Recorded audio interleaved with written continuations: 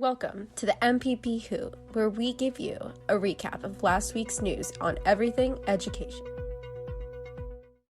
In October of 2020, as part of a school project, middle school students in New Hampshire launched a small boat into the Gulf Stream that was covered in art.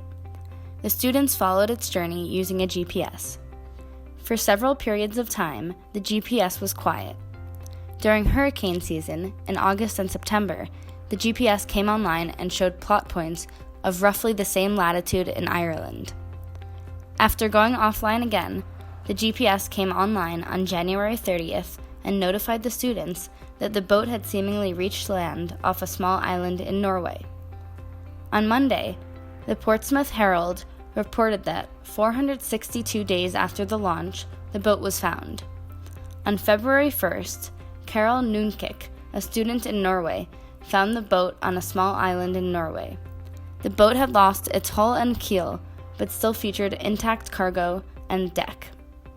Carol plans to make a call to the students soon. 7th grader Molly Flynn said, "I thought it was going to get stuck in some middle spot, and it actually made it, and it was really, really cool and surprising." Cassie Stymiest, executive director of a nonprofit who worked with the schools on this project, said, "You have no idea where it's going to end up, how it's going to get there, but these kids put their hopes and dreams and wishes into it, and I tend to think sometimes that helps." The New Jersey State Legislature is working on a bill that would form a Division of School Desegregation within the state. Accordingly, this bill could aid in establishing better racial and socioeconomic integration in New Jersey public schools. The Division of School Desegregation would put together statistics of racial, ethnic, and economic demographics.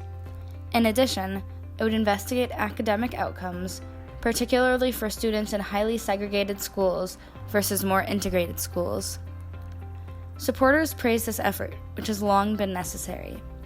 At the same time, they acknowledge staff shortages and inadequate expertise on school integration, which could obstruct growth.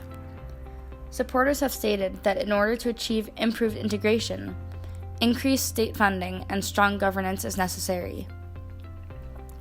According to a 2016 Government Accountability Office report, public schools throughout the U.S. became more racially segregated from 2000 to 2014. Since then, work to increase school diversity has been growing.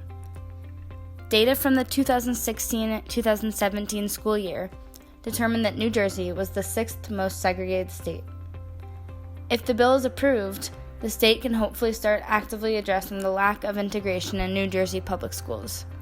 And according to David Sciarra, the executive director to the Education Law Center, this is crucial to providing public education to all children. In Massachusetts, a Montessori daycare, IC Kids and preschool teacher had students create and wear blackface masks, which were apparently part of a Black History Month curriculum.